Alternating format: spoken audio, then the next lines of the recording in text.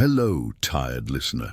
Today, our journey takes us to ancient Egypt, but not the one you see in travel brochures, where everything is golden, pristine, and it looks like everyone spent their days posing for statues.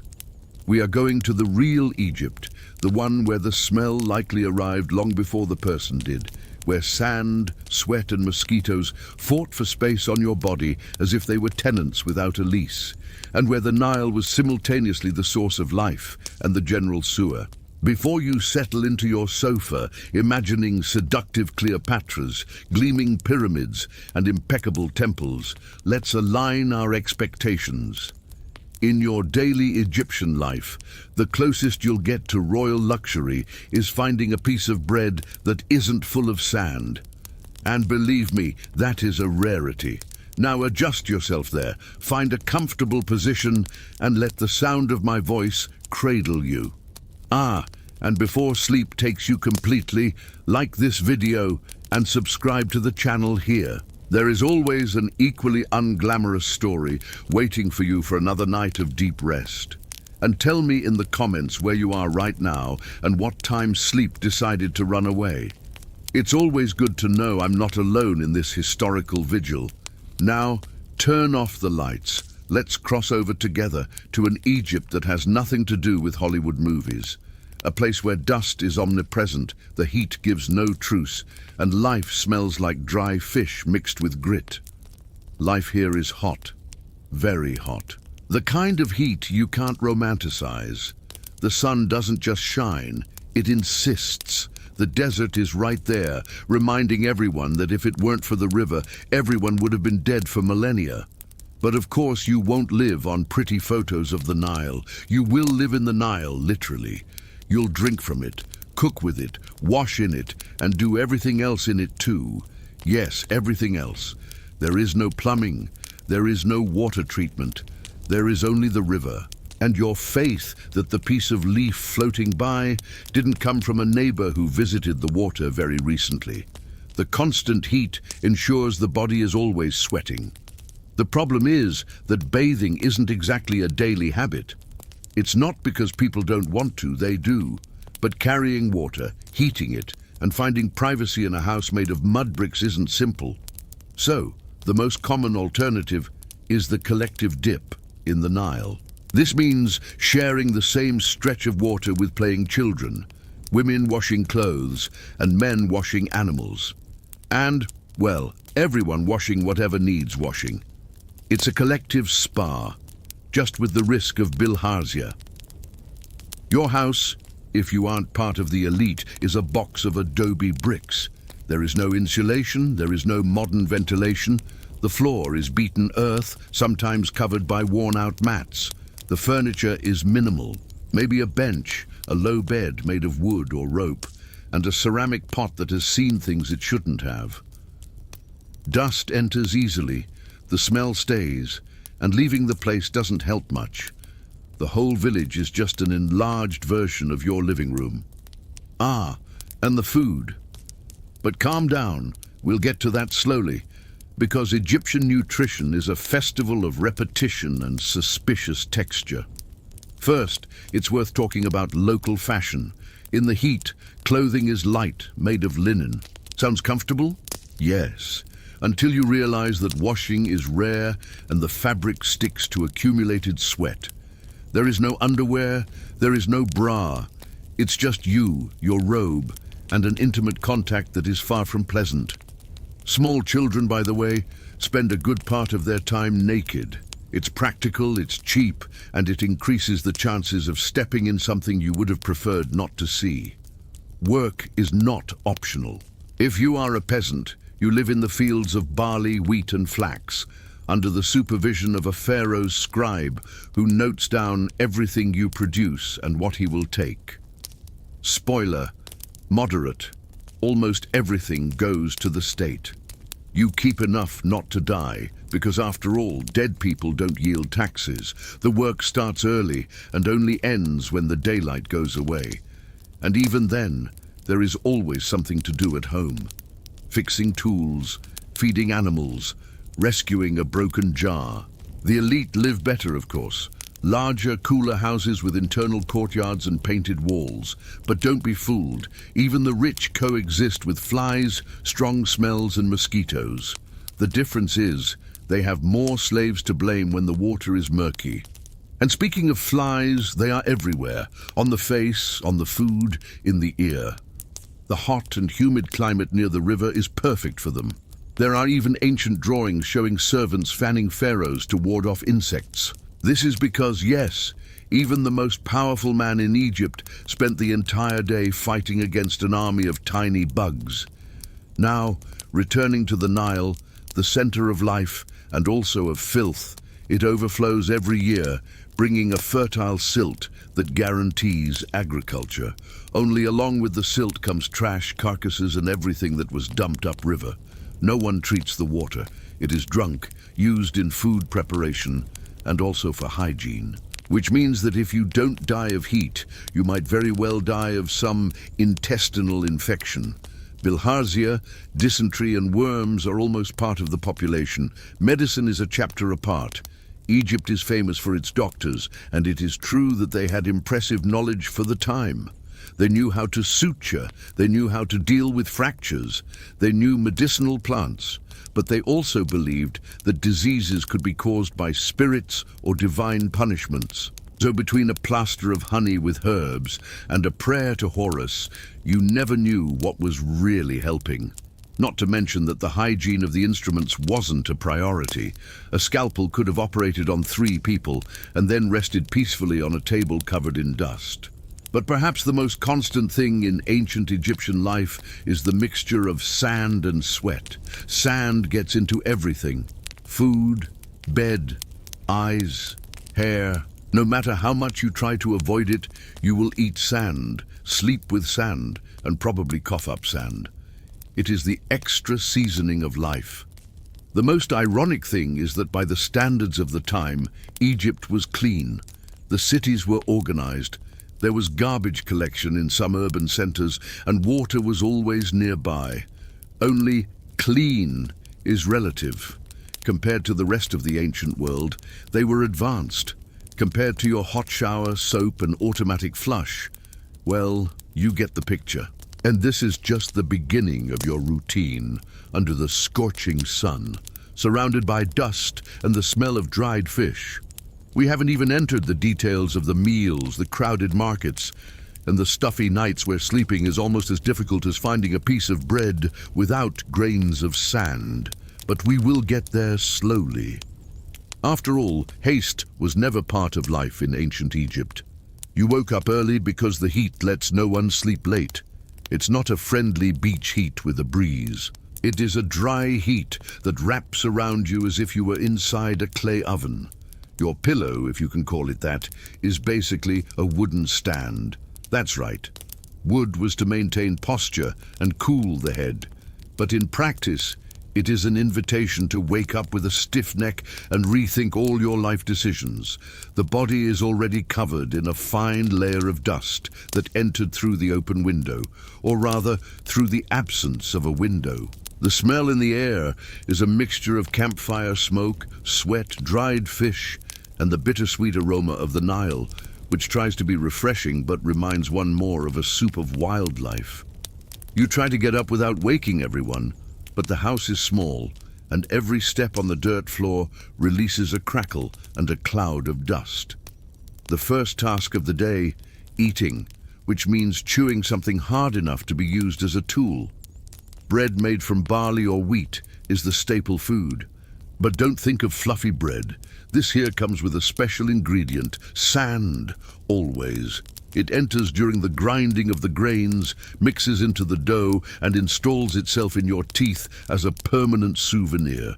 That is why, even in ancient Egypt, young adults already had teeth worn down like river stones. And don't expect variety. The morning menu is bread and weak beer. Yes, beer.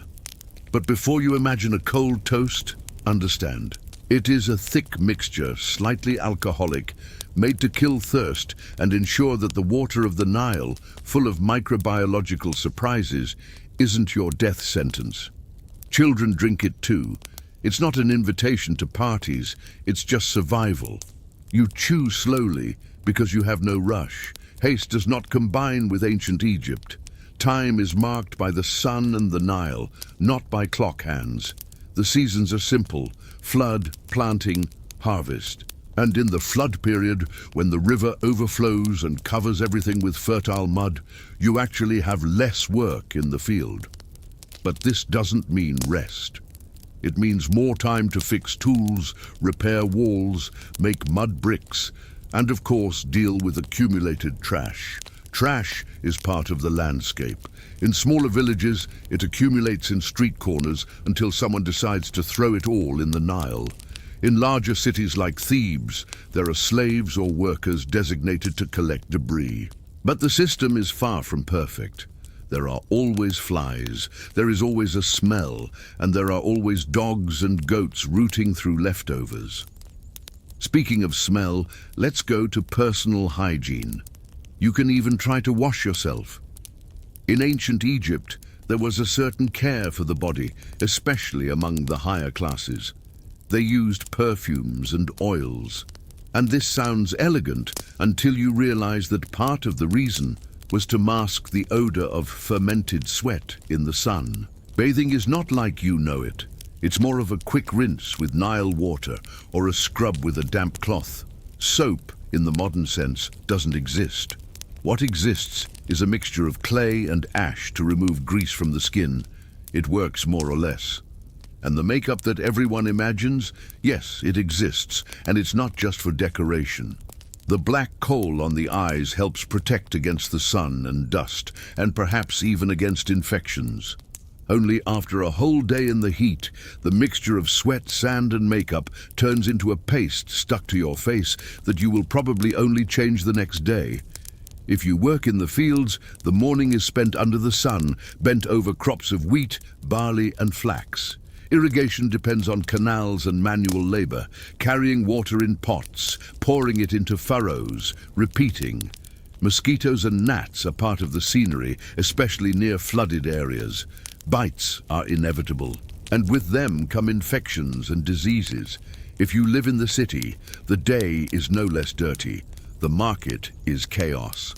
Fish stalls with a strong smell, meat hanging in the open air with flies landing freely, bread stacked in baskets on the ground, grains sold in sacks that accumulate dust and insects. It is normal to see cats circulating, hunting rats, and everyone thanks the cats because without them, the plague would be much worse. Transport is another unglamorous detail. The streets are narrow, full of people, animals, and cargo. Traffic consists of people on foot, donkeys carrying goods, and boats on the Nile. There is no underground sewage. When it rains rarely, the water drags trash and feces, leaving everything more aromatic, and the heat gives no respite. You sweat the entire day, the dust sticks to the skin, and the light linen clothing, which seemed like a good idea, becomes a soaked cloth glued to the body. Change clothes? Forget it. The majority have one or two outfits. The elite can order washing in the river, but for the common people, this means losing a day of work. With every hour that passes, you realize that ancient Egypt is not a place for those who are fussy about cleanliness.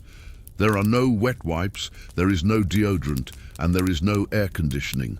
There is only the sun, the sand, the river, and the repetitive routine. And as you return home at the end of the day, carrying pots of water that already seem too heavy, the smell of the Nile invades the air. It is the same smell that will be on your body, in your food, and in your bed.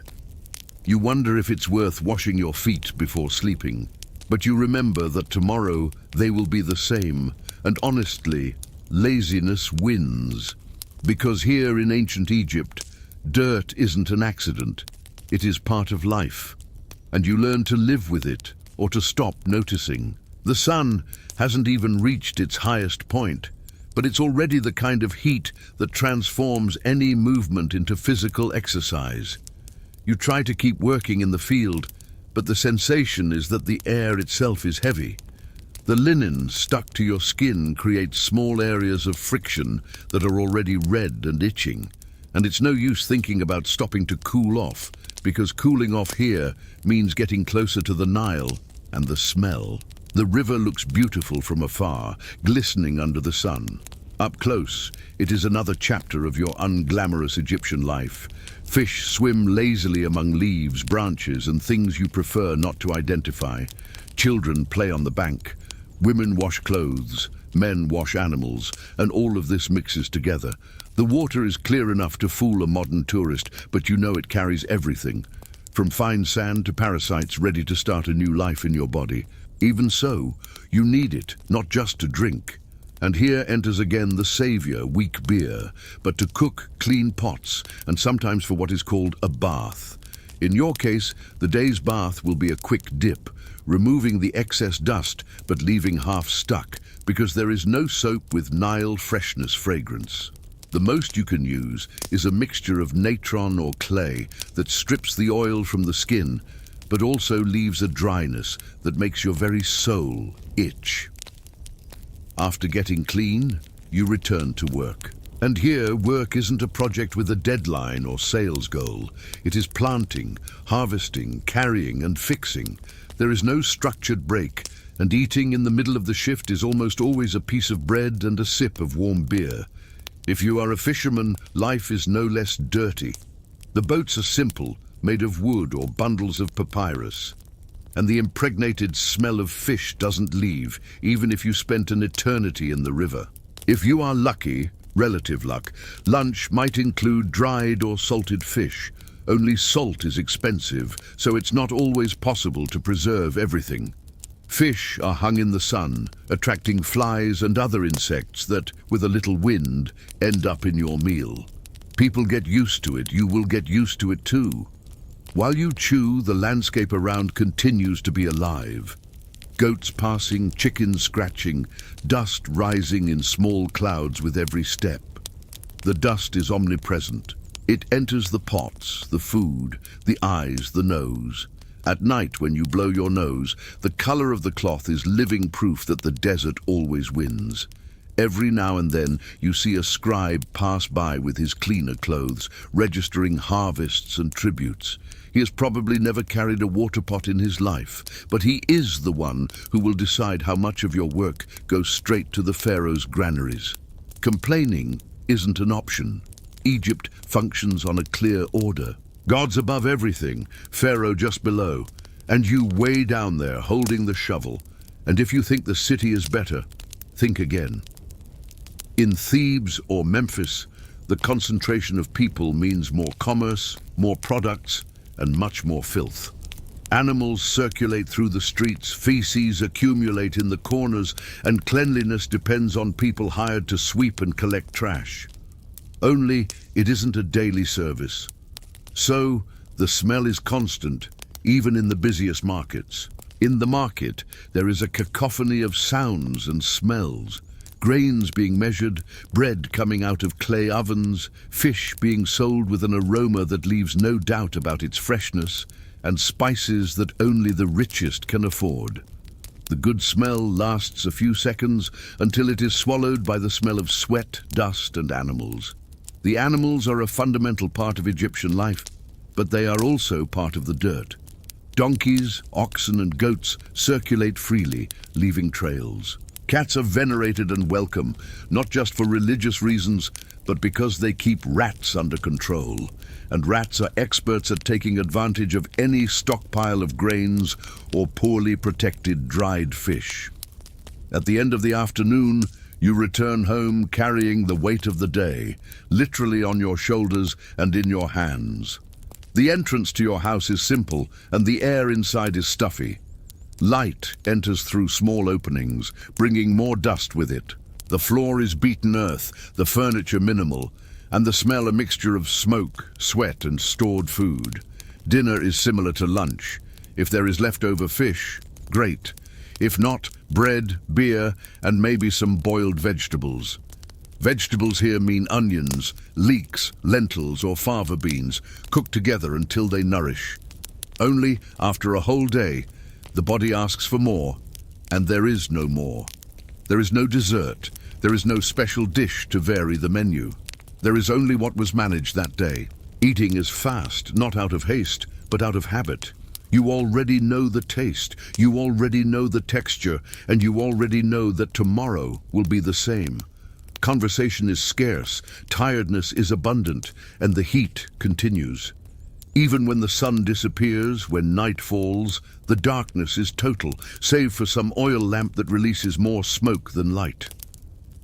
You lie down, trying to find a position that distances the hard wood of the pillow and the heat of the body a little bit. Outside, the sound of the river mixes with distant voices, animals, and the constant buzzing of insects. Sleep arrives slowly, interrupted by itches and the heat that doesn't go away. And you know that when you wake up it will be the same cycle. Dust, heat, Nile, work, bread, beer, and more dust. Here in ancient Egypt, dirt isn't just a detail. It is the backdrop of your entire life. The next day starts before you want it to. There are no curtains to delay the sunlight, and no insulated walls to prevent the heat from entering, along with the brightness. The air is already lukewarm before you even get up. Your skin carries the dust and sweat of the previous night, and the marks on your face are the memory of the wooden pillow you insist on calling a pillow because you know nothing else. The first task isn't eating, it's dealing with the body. You need to clean yourself, but cleanliness here is a flexible concept. There is no private bathroom. What exists is a vessel or pot that needs to be emptied in the right place or in any corner further away. In the countryside, many people prefer to simplify and use the soil itself. And if you live near the Nile, you already know half of the community's waste ends up going to the river directly or indirectly. In ancient Egypt, the Nile isn't just a source of water. It is a universal depository. Dirty clothes go to the river, the bodies of dead animals sometimes too. The pots used to carry water are the same ones used to wash objects and, in some cases, even to store grain. Hygiene is more a matter of habit than effectiveness. You grab a cloth, wet it in the river, and try to remove the excess dust from your skin. It works for a few minutes until the hot wind brings more sand and it sticks again.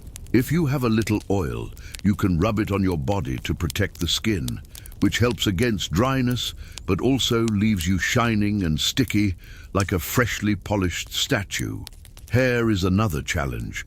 Men and women, mainly the richer ones, use wigs to protect the head from the sun and, of course, for status. But underneath the wig, the scalp needs to be shaved to avoid lice. Among the poorer, shaving the head is also common, but not always regular. And lice have no social class preference.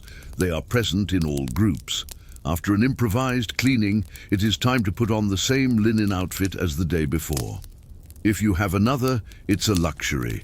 Linen is cool, but doesn't forgive stains and odors.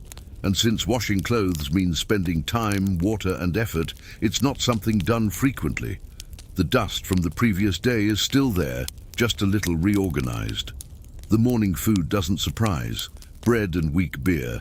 Sometimes some fruit like a date or fig if it's the season. But fresh fruits spoil quickly, so the most common thing is to eat dry anyway. The bread comes with that inevitable touch of sand, the result of milling done on worn stones that release particles. Your teeth have already gotten used to crunching slightly with every bite. At work, the sun does not forgive. If you are in the fields, you spend hours exposed, with little shade. Irrigation is done with canals that you help dig and maintain. This means direct contact with stagnant water, which brings not only mud, but also worms and insects. Lesions on the feet and legs are common, and without adequate treatment, a simple wound can transform into something much worse. Feet, by the way, are another story. Leather sandals exist, but they are not for everyone. Many work barefoot, stepping on stones, thorns, and animal waste. And the dirt accumulated on the heels is part of the identity of any Egyptian worker. Even those who use sandals aren't free. The leather absorbs sweat and dust, and the smell becomes impregnated. If you are an artisan or work in some workshop, the scenery changes, but the dirt continues. Making adobe bricks, for example, is literally putting your hands and feet in mud mixed with straw and manure to bind it. It's not glamour, but it's how houses and even parts of temples are built. In the middle of the day, the light is so intense that the air seems to vibrate. The heat makes people look for shade, but shade means little wind and more flies. They don't bother with you trying to eat. On the contrary, they make a point of participating. And since there are no utensils for everyone, you eat with your hands. There is no washing hands with soap. At most, a quick rinse in the river water, and that's it. In the market, where you might go to buy or trade something, the mixture of smells is even more intense. Raw meat exposed to the heat, fresh fish that isn't so fresh anymore, freshly baked bread next to piles of onions, and always that aromatic background of dried manure. Between the stalls, dogs and cats wander at will, hunting leftovers. The houses in the city are close to one another, and the streets are narrow. This means little space for air circulation, and a lot of space for the concentration of odors. Smoke from campfires, the smell of burnt oil, and the dust raised by every footstep. At the end of the day, you are so impregnated with these smells that you don't even notice anymore. Domestic life is no cleaner. Cooking inside the house means dealing with smoke, ash, and soot accumulating on the walls. Utensils are ceramic or metal, but cleaning is basic. Rinse, scrape off leftovers, and keep using. Pots with crusts are common, and sometimes these crusts are part of the traditional flavor of the recipes. And even if you want to rest, it isn't easy. The heat of the night is suffocating. The body continues sweating, the dust continues circulating, and the insects continue to be active. Oil lamps illuminate little and attract moths. The smell of burnt oil mixes with that of the environment, creating that unique fragrance you will carry forever. When you finally lie down, you realize that dirt isn't something you catch in ancient Egypt. It is something you carry as part of your skin, your clothes, and the air you breathe. And tomorrow, everything starts again, because here, cleanliness isn't a goal. It is a temporary pause in the natural state of things. You start the day trying to ignore an itch on your arm. It could be a mosquito bite. It could be an allergy from the dust. It could be just another reminder that your skin is the testing ground for every insect in Egypt. You don't know exactly what the culprit was, but you know it wasn't the last one. The heat arrives early, as always, and you are already sweating before even leaving for work. The path goes by the Nile. The scene repeats every day like an infinite loop. Children playing in the water, women washing clothes and utensils, men taking care of animals, and always someone diving to clean themselves. The smell is a mixture of life and death, fresh and rotten, all at the same time. You don't feel repulsion anymore. The body and the nose get used to it quickly, or learn to pretend. Today is the day to tend to the crops. The earth, fertile because of the floods, is covered in green plants that seem to promise abundance, but every step in the field raises fine dust that enters the nose and scratches the throat. You cough and continue, because stopping isn't an option. The pharaoh's scribe is nearby watching. He doesn't lift a hoe, but his pen is heavier than any tool. It is he who decides how much of your harvest goes to the state and how much is left for you. In ancient Egypt, life is work, and work is dirty. There is no clean shift. If you are a peasant, you deal with mud, dust, animal manure, and stagnant water all day. If you are a fisherman, you deal with fish, scales, blood, and flies. If you are an artisan, you deal with smoke, soot, oil, and stone dust. Dirt is in the air, on the skin, and on the clothes. The clothes, by the way, have already lost any pretension of cleanliness. The white linen is now dust-colored linen. Even washing in the river, The original shade only returns in dreams, and every wash wears out the fabric more, which is already expensive and difficult to replace. Therefore, many people simply leave washing for when the smell becomes unbearable or when there is a special occasion, like a festival or ceremony.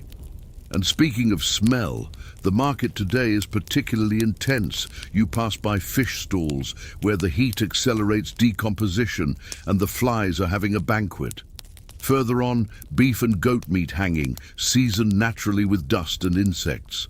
The seller swears it is fresh, but in ancient Egypt, fresh means not dead for more than 2 days. Between the stalls, you see baskets of grain, piles of onions and leeks, and freshly baked bread. The smell of bread is a relief in the middle of the aromatic mixture, but it lasts little. Soon, the odor of dried manure and human sweat takes over again. Animals circulate freely through the market.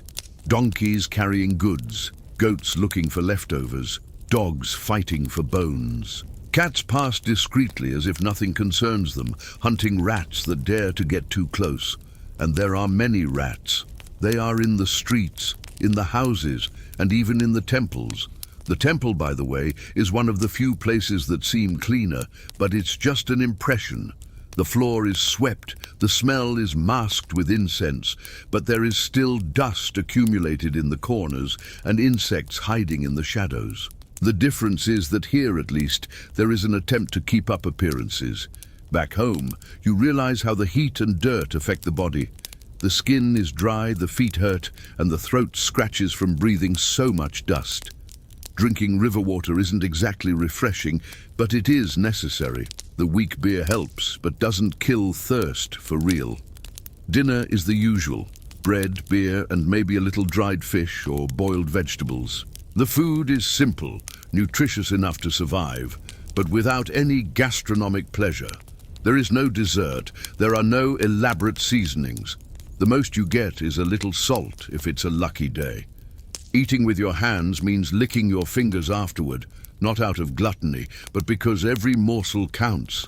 There are no napkins, and the cloth to wipe hands has already seen better days. Often it is the same one used to wipe the mouth, the table, and anything else that needs sanitizing. When night falls, you light an oil lamp. It illuminates little, but reveals the dust suspended in the air. Every breath carries a little of this dust inside you, and you don't even realize it. The insects begin to circulate, attracted by the light and the heat. Mosquitoes bite without mercy, and you have already given up scaring them all away.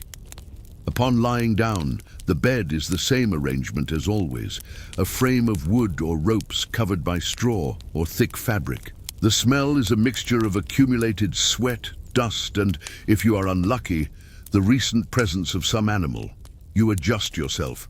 Try to find a cooler side, but the heat of the night doesn't help.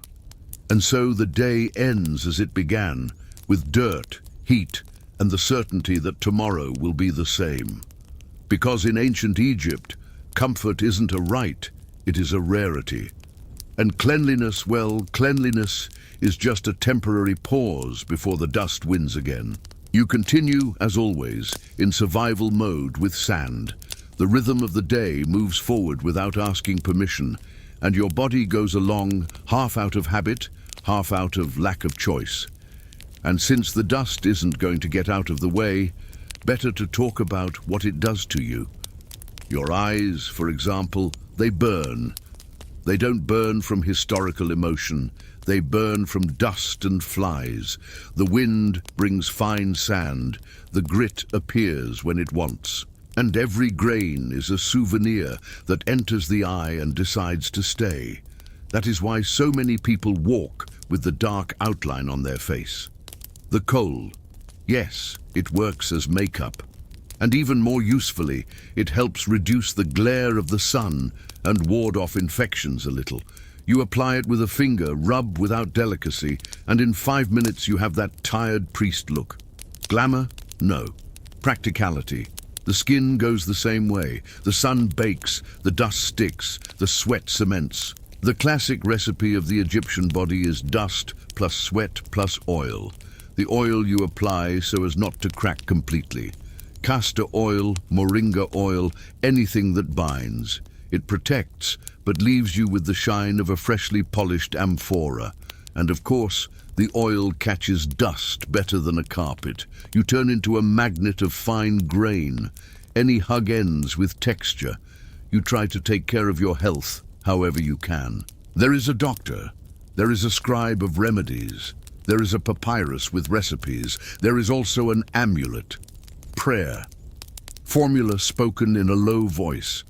Because here medicine and magic share the same shelf and no one complains. If the stomach hurts, there is bitter herb. If the wound infects, honey on top. Yes, honey, which helps to close and not rot completely. If the pain is more stubborn, enter the catalogue of things you prefer not to read before sleeping. Fat lizard feces, hot wine, and a sequence of don't try this at home.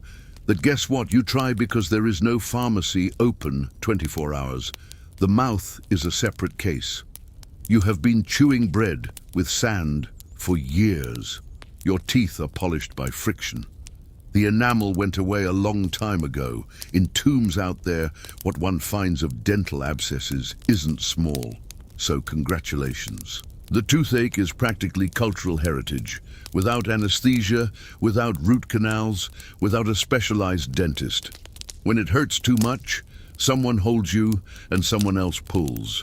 Sometimes with a tool that yesterday served to open fish. Instrumental hygiene. The concept will still be born some millennia later. You spit blood, promise to take better care, and the next day bite the same bread with the same sand. A virtuous cycle, only the wrong kind. And since we are talking about discomfort, your feet deserve a stage. Day in, day out, you stick your foot in water, mud, and gravel. Sandals exist, but not for all the time. Leather is expensive and the sole wears out. Walking barefoot becomes custom. Custom becomes callous.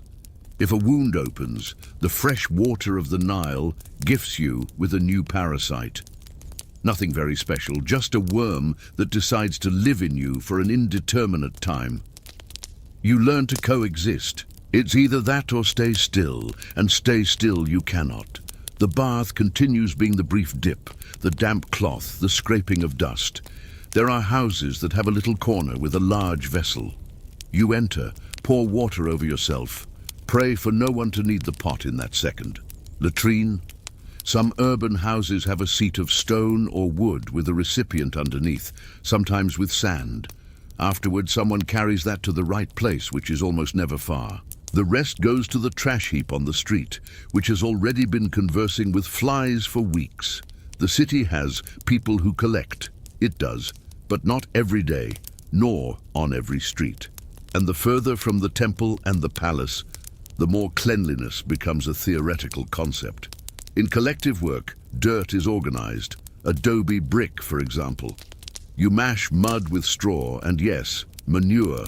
Stomp, mix, mold, dry in the sun. When it dries, it becomes a wall. And when it becomes a wall, it becomes a house. You literally live in material that has seen everything. It is resistant, it is cheap, it is practical, and it releases dust all the time. The interior of the houses is white with lime when possible, but the soot from the kitchen and the smoke from the lamps paint everything grey over time. Cleaning is rearranging the soot. You pass through the neighborhood of artisans, masons, carpenters, goldsmiths, potters. Everyone works in tight spaces, without an exhaust fan, with open fire and suspended ash. The pottery kiln releases that hot breath that dries the throat of anyone just passing by. The mallet on stone raises dust that enters even into your thoughts. You sneeze.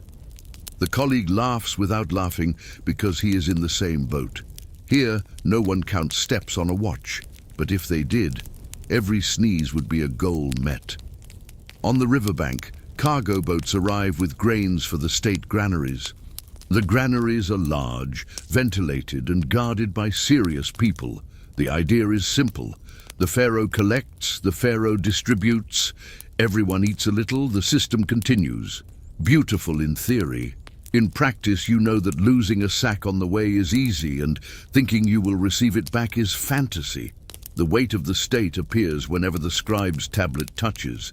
He measures, he notes, he smiles without humor. You deliver because you need to continue existing on the spreadsheet. You remember a recent party, a festival for some important god, and here all are important depending on who asks. The entire city went. There was a procession, music, incense, shared food. For a few moments, the smell of incense defeated the smell of the street. It seemed clean, but the crowd produces its own trash, and the dust rises just the same. The next day, leftover shards, food scraps, knocked over lamps, and the memory that even devotion sweats and exhales. Speaking of the temple, priests shave their bodies, wash several times a day, wear light linen, appear clean and are in comparison. Only you don't live in the temple wing. You see cleanliness from afar, like someone looking at an expensive shop window. At most, your contact is the incense that escapes through the door and the perfumed water thrown on the floor to settle the dust before a ceremony. It settles for 5 minutes. Then the dust rises double. Only now it smells like expensive resin. Congratulations, you breathed luxury. In the embalmer's workshop and that zone of the city you avoid, the air has its own signature. Natron, resins, oils, a sweet and strange smell that mixes preservation and the end of the line. They work with rigor, remove moisture, dry, wrap, pray. The process is clean for the dead. For those working, it is a whole shift with the fragrance of eternity and hands sticking with resin. You pass wide, hold your breath by reflex, and follow. Living already gives too much work to add funerary perfume to the lung. From time to time, news arrives of a large state project. New canal, reinforced dike, expanded temple. You go because everyone goes. Corvée labor isn't an invitation, it's a calendar. The organization impresses, lines, foreman, correct brick measurement. The dirt impresses more. Mud up to the shin, shoulder marked by rope, murky water running between the legs of those who carry. The day ends with the skin in 2 layers. The bottom one is yours, the top one is dried mud. You peel a little off and keep the rest, because tomorrow it saves sunscreen that doesn't exist. In the market of remedies, someone offers a bone lice comb. You buy it, pass it through your short hair, look at the comb, decide not to look too much. Together, a small pot of ointment to scare away insects. It scares some, invites others. It is always a trade. You gain a relief, pay with another annoyance. Nothing here is a total solution. Everything is management. When a stronger wind falls, you feel the taste of dust at the back of your tongue. It is literal. You could complain, but to whom? To the scribe, to the god of the wind, to the cat ignoring you with elegance? In the end, you drink a sip of thin beer, wipe your forearm on your mouth, and continue. The flavor is always the same. Cereal, slight sourness, a bit of imaginary mud. It works. And working is what matters. The night returns, but you don't need to wake up or sleep to realize that the day has no clear beginning or definitive end. It just takes a pause. The lamp drips oil at the base. The smoke makes designs on the ceiling, and you feel the throat scratch that known scratch. From afar, the sound of the river continues. This one never stops. And in the interval between a mosquito buzz and a distant bark, you understand again the logic here. Living is negotiating with the dirt, not winning, not losing. Negotiating slowly, every day, without heroism, without romance. A silent agreement with the dust, the heat, and the Nile. Before continuing on this unglamorous tour of ancient Egypt, do that lazy favor. Click subscribe and give a like. Not that this will improve the smell here, but at least you help keep the channel alive, unlike half the population of that era. You follow along the beaten earth street, dodging a donkey that decided to stop exactly in the middle of the path, as if it were a monument. The owner, sitting in the shade, doesn't seem in a rush to move it. And by shade, understand a piece of worn fabric tied between two walls, which from afar seems to offer relief, but up close only concentrates the smell of sweat and dust. Here, all movement is an improvised choreography between people, animals, and goods. The smell, that has no choreography. It spreads without direction, a mixture of dried fish, manure, and campfire smoke. Every now and then, a breath of wind from the Nile brings a less aggressive aroma. But don't be fooled. It carries the signature of everything the river transports, and that includes the part no one likes to discuss. You pass a group of potters. Their hands are always covered in clay and their feet in dried mud.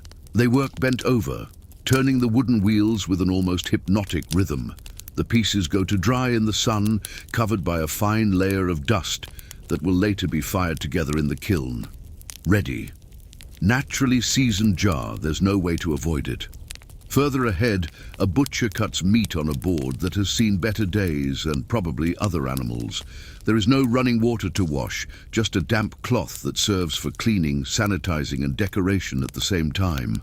Flies hover, bold, landing wherever they please. The customer waits patiently because complaining does no good. Meat is rare, and when it appears, you take it as it is. The heat tightens. You pull the cloth covering your head to try to protect your eyes, but the fabric is already damp with sweat. A boy runs barefoot, kicking dust everywhere, while carrying a basket of onions. Next to him, a man pushes an improvised cart with pots of weak beer, shouting offers. The beer isn't cold, but at least it isn't pure river water. And here, that already counts as luxury. Arriving at the dock, boats unload goods coming from nearby villages, grains, fish, firewood, and also visitors bringing news and inevitably more dirt. The wooden floor of the dock is covered in scales, mud, and slippery things you decide not to investigate. Workers walk fast, balancing loads on their heads and dodging holes between the planks. One wrong step and the foot plunges into the river along with whatever is floating that day. You decide to head to the area of luxury artisans. At least that's what they say. Precious stones, gold, and fine fabrics are here, but don't think of shining glass windows. The gold shines, yes, but the floor is the same as any other street. Dust, manure, and mud mixed with gravel. And while a goldsmith works on a necklace, the smoke from the charcoal rises, leaving the air heavy. Wealth exists, but it breathes the same air as everything else. In a corner, a vendor offers perfumes, small glass or ceramic vials with aromatic oils that promise to ward off the bad smell and work for a few minutes. Soon, the heat and dust annul any attempt at refined fragrance, but still, people buy. Maybe it's less about the smell and more about the gesture, as if for an instant it were possible to pretend that Egypt isn't an eternal mixture of sweat, fish, and dust. Further on, a communal fountain. Water is drawn with buckets and poured into clay pots, but don't expect crystal clear. It is the same water that passed through the river, the washings, the floods.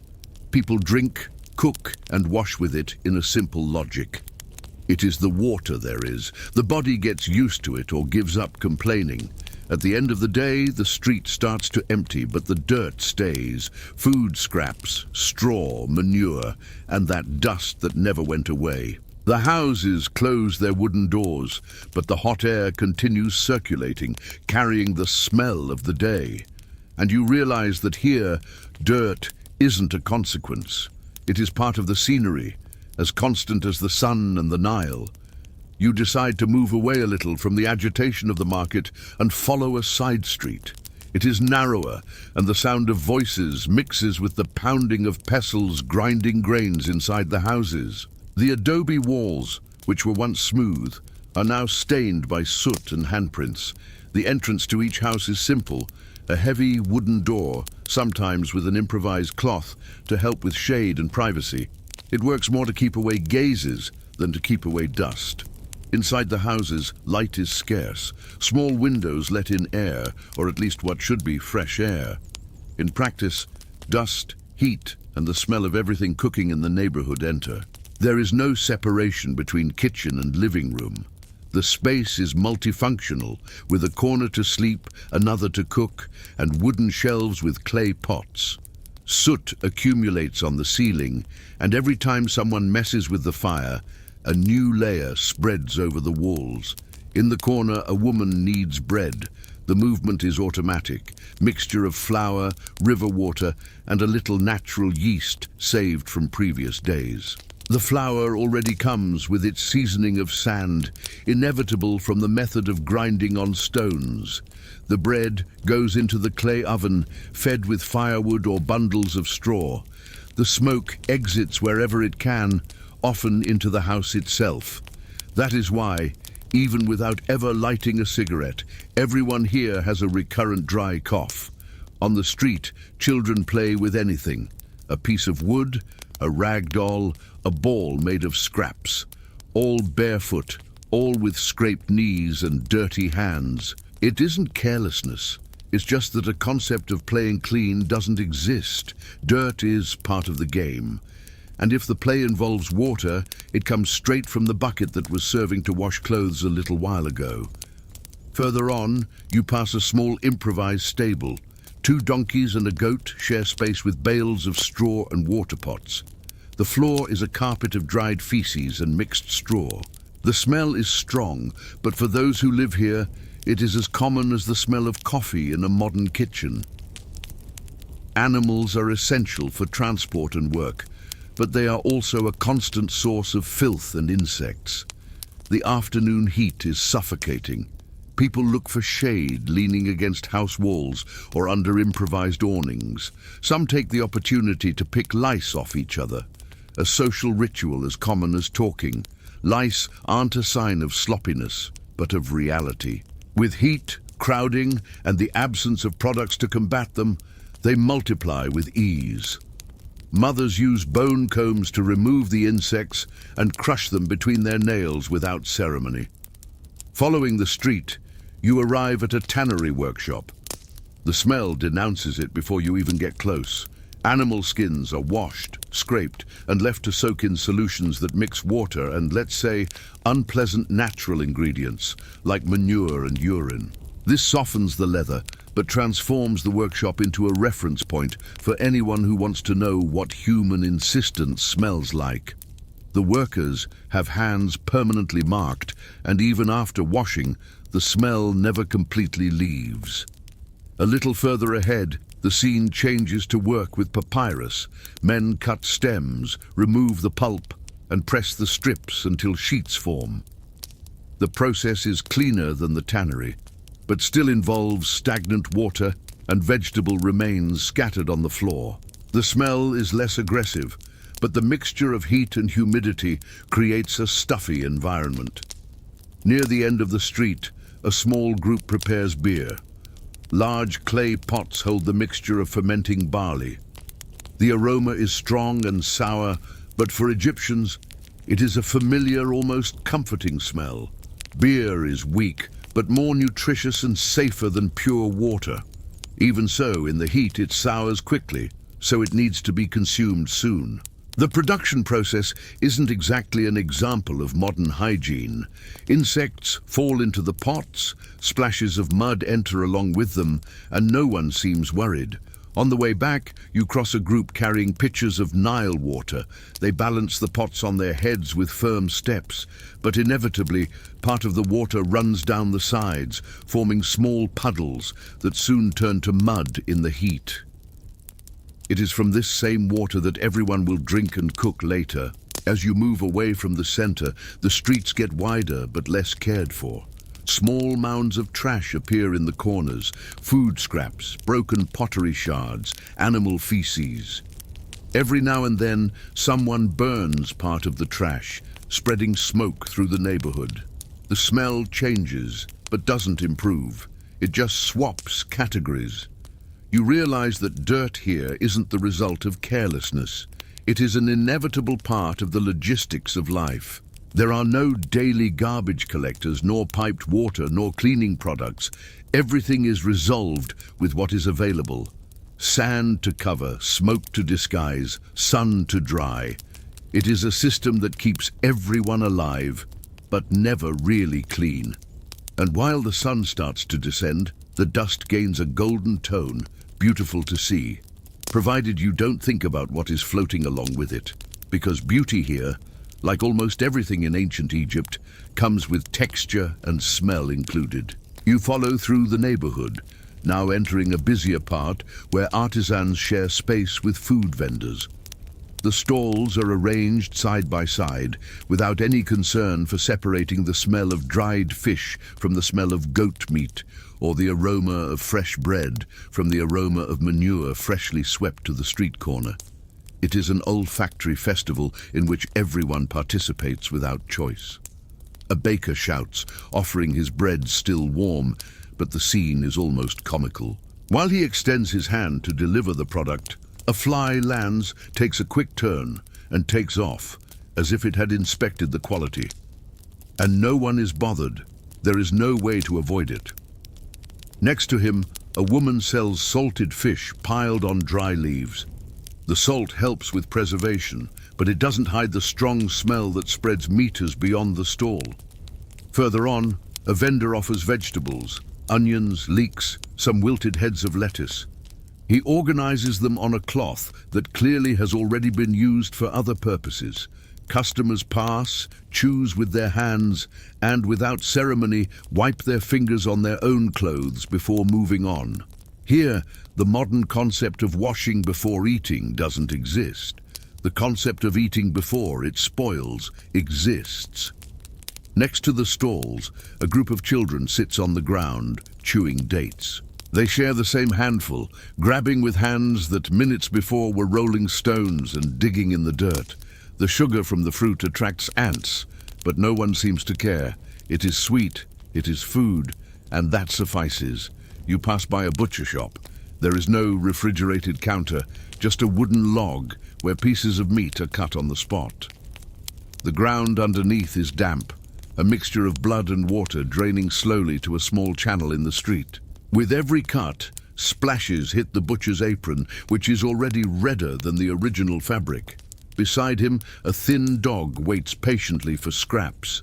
Further ahead, the scene changes to a group of men braiding ropes from vegetable fibers. They work with their feet, buried in piles of straw, twisting the fiber while they turn it. The floor is covered in loose pieces that mix with dust and grain husks. The texture of the place is almost palpable. Everything is rough, dry, and covered by a fine layer of dirt that doesn't come off even with effort. In the corner of one of the streets, there is a communal well. Unlike the Nile water used by everyone, the well water is more contested. They say it is cleaner, but even so, you see leaves floating on the surface and notice an earthy taste when you try it. People fill pitchers and balance them on their heads, while others take the opportunity to wet a cloth and wipe their face in an attempt to relieve the heat. Following on, you arrive at an area where bricks are made. The process is simple, but far from clean. Mud, straw, and manure. Yes, it is the manure that gives binding and resistance to the brick. The workers stomp on the mixture barefoot, mold it with their hands, and place it to dry in the sun. The smell impregnates the skin, and even after hours in the river, it still stays. It isn't work that is done clean, but it is essential to keep the houses standing. More distant on the dock, boats unload large baskets of grain. Workers run to take the loads to the state warehouses. On the way, part of the grain falls on the ground, attracting birds and rats. No one tries to scare them all away. Scaring rats in ancient Egypt is like trying to sweep the sand off the desert, possible for a few seconds, useless in the long run. On the riverbank, a group washes clothes. They are beaten against rocks, scrubbed with sand, and then rinsed in the same water where a few meters away, someone is washing pans, and someone else is letting an animal drink. The result is clean laundry in the relative sense of the word, without visible stains, but with the smell of the river and a touch of extra sediment. Returning through the market, you see a man selling perfumed oils. He guarantees they ward off bad smells and bring luck in love. People buy not because they totally believe the advertising, but because any disguise against the general smell of the city is welcome, and for a few minutes it works, until the heat evaporates the perfume and lets the sweat reassume the lead role. As the sun lowers, the market starts to empty, but the dirt doesn't. Food scraps stay on the ground, mixed with straw and sand. Animals take the opportunity to rummage through what is left, and the smell changes as the night approaches. Now, in place of the suffocating heat, a warm air surges, carrying all the odors of the day, as if the city were breathing together. And so, walking through these streets, you realize that in ancient Egypt, dirt wasn't an accident or carelessness. It was a constant, a backdrop that everyone accepted because there was no alternative. And in a certain way, that was what kept everything functioning, a balance between dust, sweat, and survival. You leave the market behind and head toward a more remote area where the fields extend near the Nile. The landscape is beautiful, but don't be fooled. Up close, it is as rough as any city street. The smell of manure here is constant because it is what fertilizes the soil. Farmers walk barefoot through the mud, mixing the wet earth with natural fertilizer, and you feel that every step is an invitation for a cut to infect or a parasite to find a home. Work in the fields is endless. There is always something to plant, harvest, or repair. The irrigation canals need to be maintained, and this means entering the muddy water up to the waist to clear clogs made by branches, leaves, and things you don't want to identify. The canals are life, but they are also home to mosquitoes and other insects. And yes, diseases circulate here with the same naturalness as boats on the Nile. Further on, men stack bundles of reeds. The smell is strong, a mixture of green vegetation and stagnant water. This reed will be used to make baskets, mats, and even small vessels. The work isn't heavy like the harvest, but it is equally dirty. Workers are left with hands cut by fibers, and the cuts in contact with river water don't take long to inflame. You approach a small rural village. The houses here are even simpler than in the city. Adobe walls, thatched roofs, improvised doors. The floor is beaten earth, and children run between the houses carrying chickens. Animals live loose, entering and leaving houses as part of the family, and like any family member, they leave their contribution on the floor. The kitchens of these houses are basically campfires in the corner of the room, with stones to support pans. There is no chimney. Smoke rises and spreads, impregnating the ceiling, walls, clothes, and lungs. People live with this smokiness every day. The dry cough is so common, it no longer draws attention. In the backyard of one of the houses, a group of women washes grains for the meal. They use large clay basins, but the water is the same that serves to wash hands, faces, and sometimes dirty utensils. In the end, the food goes into the pot, along with a little sand and other invisible extras.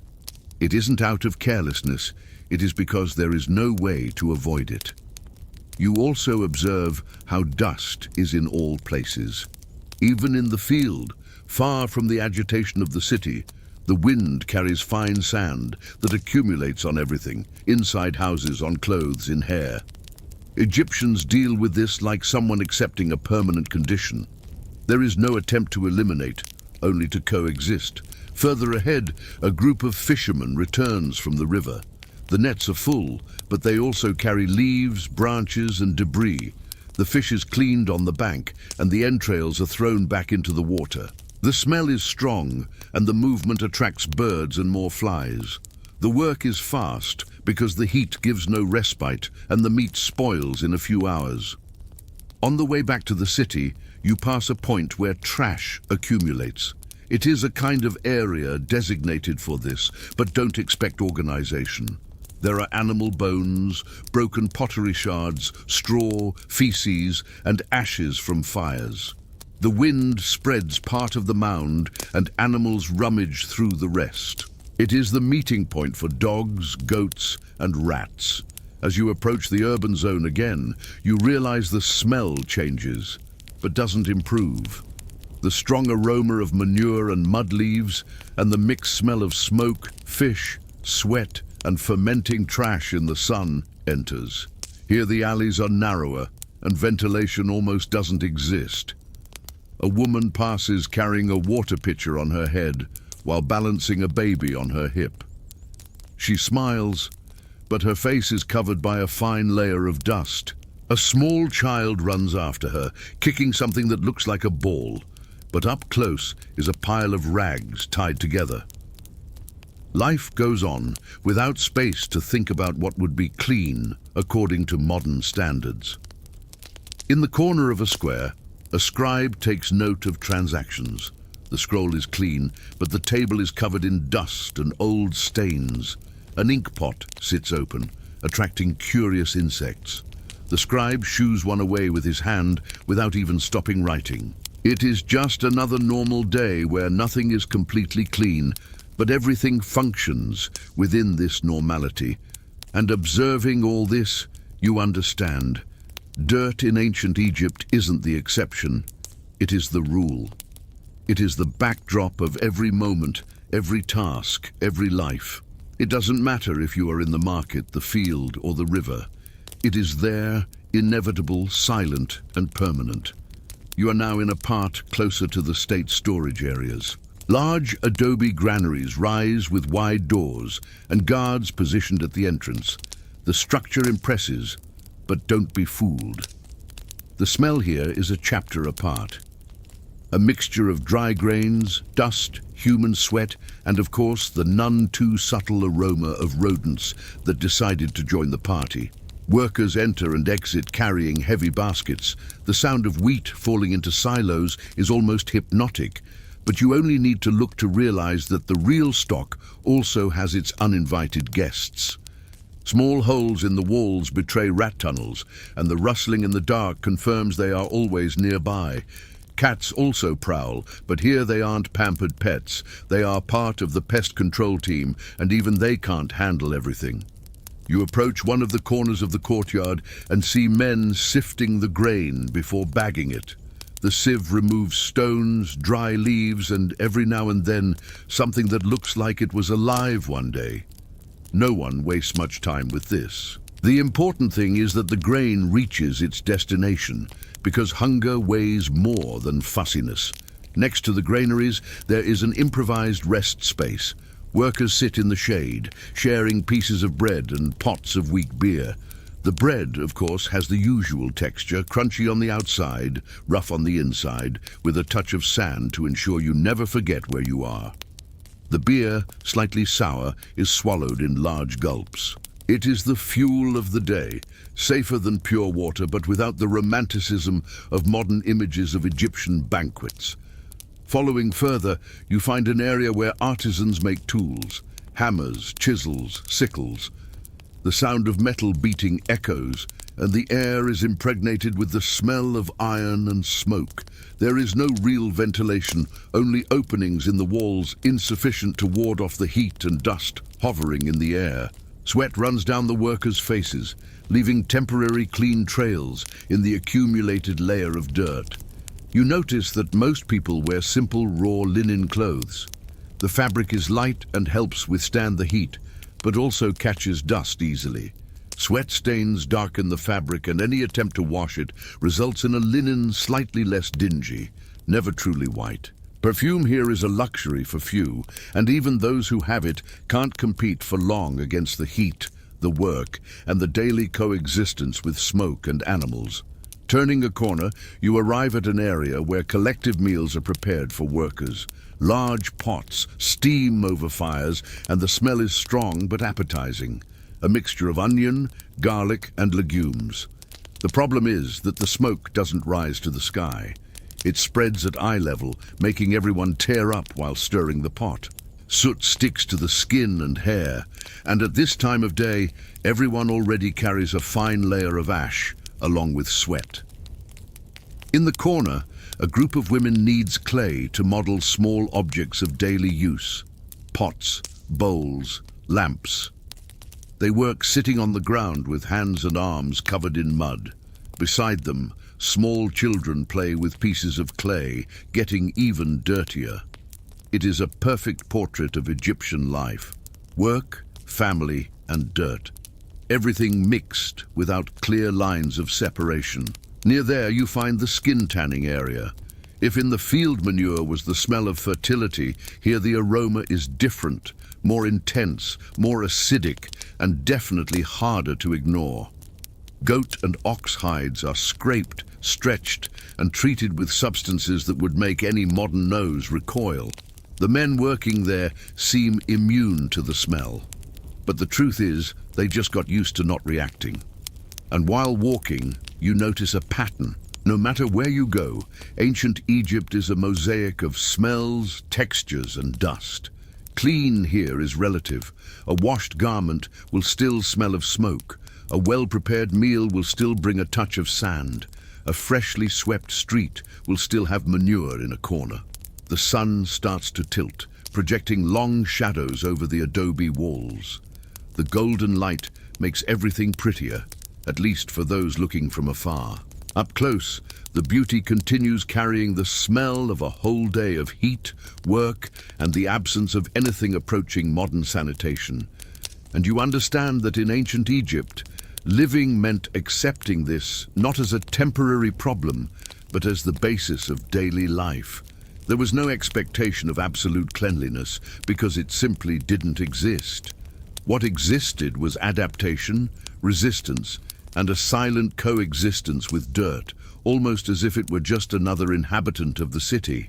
You follow the innermost streets, where the space between houses is so narrow that two people carrying large baskets can't pass side by side. Here, air circulation is almost non-existent. The heat gets trapped, mixed with the smell of cooking food, campfire smoke, and the inevitable odor of animal feces circulating freely.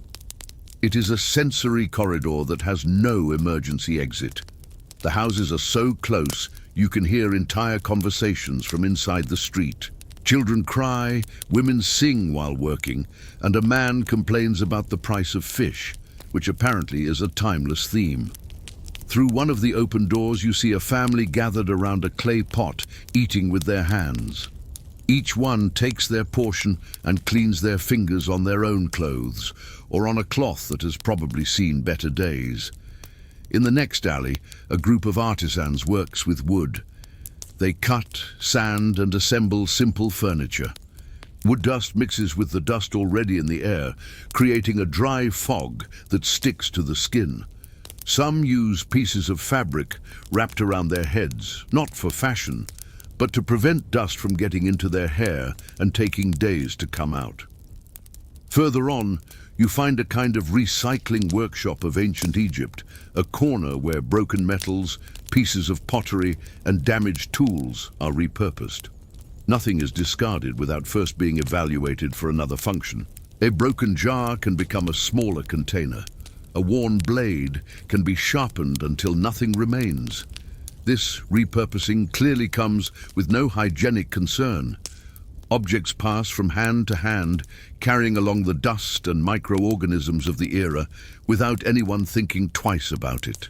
Arriving at a small square, you see a group of ready-made food vendors.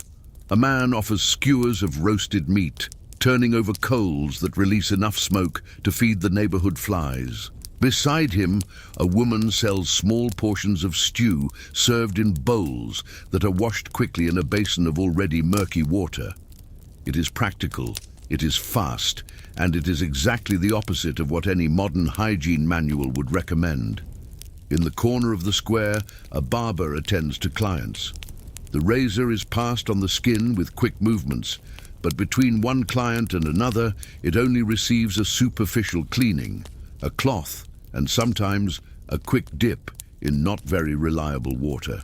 It is a service that mixes aesthetics with infection risk, but no one here thinks about these details. Appearance counts, and a fresh cut on the face or aligned hair is worth the gamble. You head to one of the city gates, where travelers, merchants, and messengers enter. The ground in this area is particularly dirty. dust raised by beasts of burden, remnants of goods that fell in transport, and even feces that no one had time to collect. Guards control the passage, but don't worry about cleanliness. They are more interested in checking what enters and exits. Outside, the road is beaten earth, flanked by fields and small villages. Here, dirt changes form but doesn't disappear. Instead of the intense smell of the city, there is the constant aroma of manure and dry vegetation. Every now and then, a dead animal body stays on the side of the road, waiting for time and scavengers to put an end to it. It is the type of sight that for a modern traveler would mark the day, but for those living in ancient Egypt, it is just part of the scenery.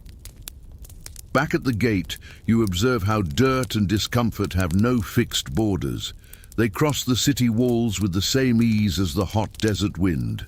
Merchants enter bringing rugs covered in caravan dust, bags of spices that have already lost part of their aroma due to heat, and fabrics that, despite being new, carry the smell of weeks of travel without washing. At the end of the afternoon, movement in the streets increases. People return from work, animals are taken to improvised shelters, and the air gets heavy with dust raised by footsteps. It is the type of fine dust that enters the nose and mouth, and after a few minutes you already feel accumulating in the throat. A glass of water would help if the water didn't have exactly the same taste of earth you are trying to get out of your mouth. You realize that amidst all this, the notion of discomfort is relative. In ancient Egypt, living surrounded by dirt wasn't a problem to be solved, but a fixed element of life. People adapted habits, created small solutions to deal with the heat, the smell, and the dust, but never tried to completely eliminate these things. It was impossible. The focus was on surviving and keeping the daily routine functioning. And so, walking through these narrow streets and observing every detail, you understand that the true history of ancient Egypt isn't just in the pyramids, temples, and treasures. It's also in this dust that never settles, in this smell that never goes away, and in this constant discomfort that somehow everyone learned to call normal. You head now to the bank of the Nile, not to admire the landscape, although the sunset paints everything golden, but to observe how the river is, at the same time, the source of life and of all the filth circulating in the region. It's like a giant community sink used for absolutely everything: drinking, cooking, washing, bathing, cleaning animals, discarding trash, and yes, as an improvised bathroom. Right at the edge, a group of kneeling women scrubs clothes against rocks, wetting them in the same spot where, a few meters upstream, children are swimming. A little further on, a man washes a freshly slaughtered kid goat while a fisherman cleans his boat, throwing dirty water back into the river. The scene has no order or delimitation of functions. The Nile is a great self-service of utilities. You also observe how this mixture bothers no one. The river has a constant flow, and everyone believes the water purifies itself, as if it had divine powers. It isn't just faith, it is lack of choice. Wells are scarce and stagnant water tends to be worse. So the Nile is what there is, with all the bonuses and maluses that brings. Further ahead, a group of men fishes with nets. Some fish fall into the boat, but others escape, and with them come leaves, branches, and inevitably trash brought by the current. The fishermen collect everything, separate what is useful, and the rest is returned to the water. It is a constant cycle that is never interrupted. A little distant, you see, where the boatmen tie their vessels. The smell is intense, a mixture of wet wood, soaked rope, and fish in various stages of freshness. The area around is full of barrels and pots, some with grains, others with diverse goods, and among them rodents take the opportunity to feed before the cargo continues its journey. Returning to the city along the bank, you pass a zone where pottery pots are spread out to dry. They were molded with mud, mixed with river water, and now the sun takes care of the rest. The scene is even pretty. But you know that each of these pots carries invisible traces of the same water that serves as a communal bathroom. On the way, a group of children plays with small boats made of reeds. They run along the edge, pushing the improvised boats and inevitably falling into the mud of the bank. Returning home, they will go straight inside with dirty clothes, and this won't generate any scandal. Cleaning here doesn't mean removing all the dirt. It means removing the excess so as not to get in the way. You realize that for the common Egyptian, dirt wasn't an isolated element, but part of the fabric of life. It was in the clothes, on the skin, in the food, in the water. It was in the temples, in the houses, and even in the most sacred places. Even in religious ceremonies, where oils and perfumes were used to purify the body, the concept of purity was more spiritual than physical. But toward the interior, the streets near the river are the busiest. It is here that goods arrive and where caravans unload. This means that besides people and animals, an immense amount of trash circulates. Bags tear, pots break, and remnants stay on the ground until someone pushes them to the corner or until the wind does the job. At the end of the afternoon, families gather in front of their houses. Some talk, others prepare the meal. Children run, dogs bark, goats stroll. And all of this happens in the same physical space where dust accumulates, manure spreads, and the smell of food mixes with that of the street. It is a mosaic of life where comfort isn't a priority. It is survival with a constant touch of discomfort. And looking at all this, you understand that ancient Egypt wasn't that clean and shiny scenery of the movies. It was a living place, yes, but also impregnated with smells, dust, and texture. A place where beauty and dirt shared the same space and where no one saw a contradiction in that. It was simply normal. You follow ahead with that forced calm of someone who has already accepted that dust is a chronic condition. And since the dirt isn't going away, you learn to negotiate with it using what Egyptians call personal care.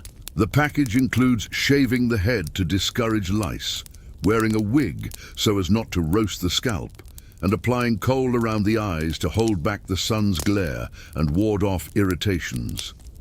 Does it work partly? Does it solve everything? Of course not. You stay sweaty, sticky, and with sand, even in places modern anatomy doesn't even mention. The ideal bath in your modern head involves clean water, soap, and a dry towel. Yours here involves a tub, warm Nile water, a little natron to degrease, and 5 minutes before someone asks for the container. Natron helps remove oiliness, but leaves the skin looking like old papyrus. The alternative is anointing the body with vegetable oil. It gets soft, it does. It also turns into a glue trap for the neighborhood's official fly, and, as a bonus, attracts dust with the enthusiasm of a cat-seeing fish. Speaking of cats, they are everywhere, naturally venerated and, more importantly, hired unofficially to contain rats. And rats are just the sympathetic version of the problem. Cockroaches, opportunistic beetles, flies with a PhD in insistence, all live with you. The houses have cracks, thatched roofs, wooden stairs, and every corner is a condominium for 6 legs. You put grains in a vase, seal it with mud, pray for the seal to hold. It holds until it doesn't hold anymore. The food continues equal to what you have already learned to expect. Bread with the crunch of a millstone, not out of caprice, but because flours ground on stone bring 40 grains of quartz per bite. The result is pretty in the canopic jars of the future, but today it is just toothache in real time. Chewing is a negotiation with the enamel, improved with weak beer, which besides killing thirst in a debatable way, helps push the rocky particles down the throat. Gourmet? No. And yes, you will burp cereal. In the medicine chapter, you mix science, practice, and superstition without ceremony. The scribe of remedies indicates recipes with moldy bread poultices, which by historical accident sometimes help, and catalogues of herbs that relieve more by faith than by pharmacology.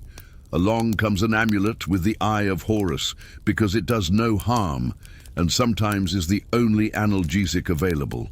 For toothache, extract. For belly ache, bitter infusion. For canal fever, rest and water from the same canal. You realize the comedy.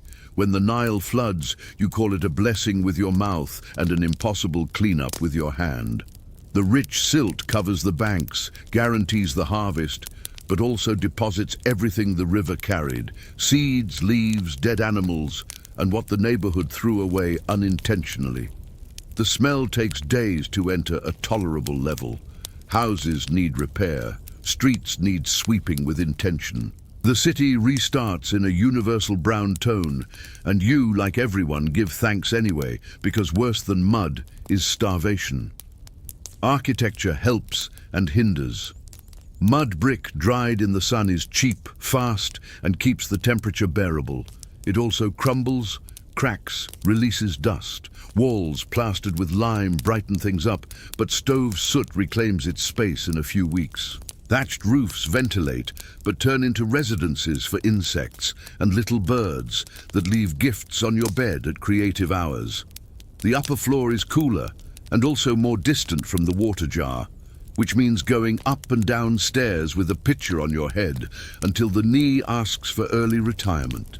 Urban life adds the complete package of smells: temple incense, workshop smoke, fish at the dock, manure in the alley, rancid oil from lamps, sweat democratically distributed. There are those who fight it with perfumes: myrrh, cinnamon, resins mixed in oil. You rub it on your wrists, on your neck, on wigs. For 20 minutes, you are an acceptable citizen.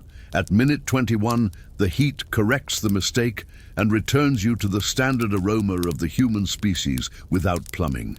It is applied science, collective work, always dirty. Building dikes is plunging the knee into mud that doesn't ask for a name.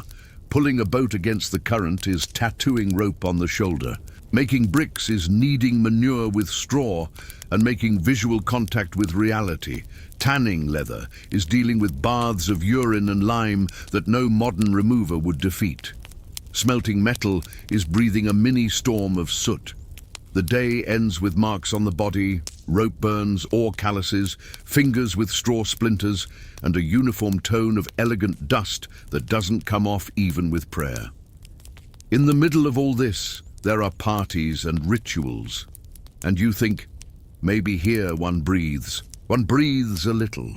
Procession, music, beer in vases, bread a little better, incense trying to defeat the world. The next morning, the floor tells the truth. Spilled alcohol, broken lamp, crushed leaf, forgotten fish. Cleaning is sweeping to the corners, gathering in piles, setting fire to part, letting the sun finish.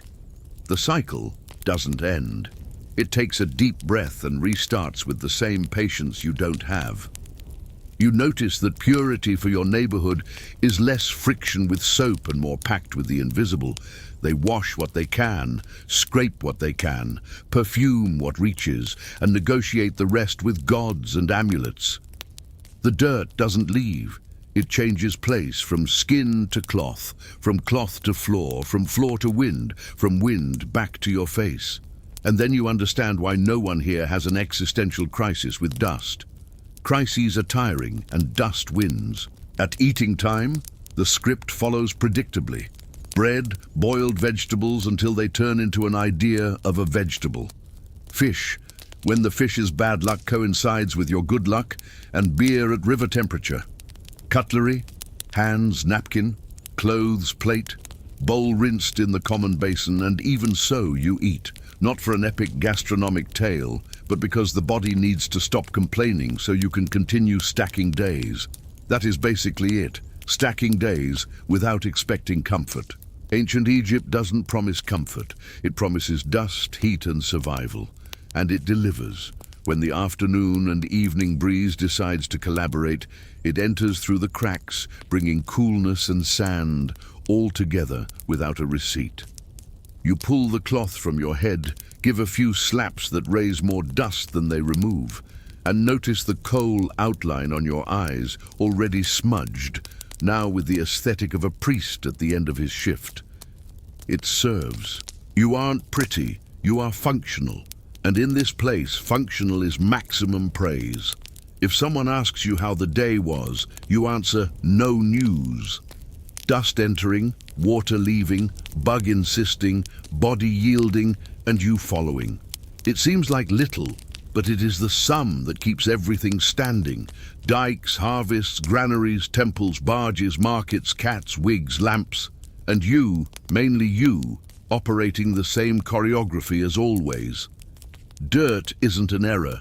It is the permanent scenery. Life doesn't skip. It passes through and follows, without haste, without glamour, without a clean ending, just follows. Have you noticed that here, the end of the day in the modern sense doesn't exist? There isn't that moment of turning everything off, taking a decent shower, and lying on a soft mattress. In ancient Egypt, what exists is the night arriving slowly, carrying more heat than refreshment, and you trying to settle in the same space where you spent the entire day. The same dust, the same smell, only now with less light to disguise it. The lamps are lit, fed with oil that has already passed its prime, and the aroma coming from them is a mixture of smoke and old fat. It is the type of smell that sticks to walls, clothes, and inevitably to your skin. You sit on the floor or on a worn mat, listening to the sounds of the night. Crickets, frogs, the crackling of some distant fire, and sometimes the not-so-relaxing noise of a rat knocking something over in the kitchen. Sleeping is a flexible concept. The most comfortable place is a bed of ropes or boards covered by a reed mat. If you are lucky, a linen cushion stuffed with straw, if not a wooden pillow. Yes, wood.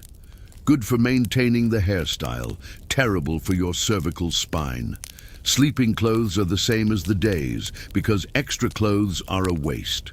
The heat doesn't help. You try to find a position that allows some airflow, but there is always the dilemma. If you cover up, you cook. If you uncover, you become a mosquito banquet. There is no repellent, only the hope that the smell of accumulated sweat works as a natural barrier, which unfortunately does not work. Outside, the city still breathes. Some people continue working, taking advantage of the slightly more bearable temperature to transport cargo or tend to animals. Others gather to talk, drink watery beer, and chew pieces of bread. The street never gets completely silent, and the idea of a quiet night is just a myth imported from modern times. If you think that in the middle of all this, the temples and palaces offered a better life, it is good to adjust expectations. Yes, there was more space, more luxury, and perhaps even more frequent baths, but there was also more intrigue, more obligations, and of course more people circulating, which means more dirt. The discomfort only changed format. While you try to sleep, you realize that the sensation of dust in the mouth doesn't go away, nor does drinking water help, because it has the same taste. You close your eyes, and the mind begins to catalogue all the small annoyances of the day.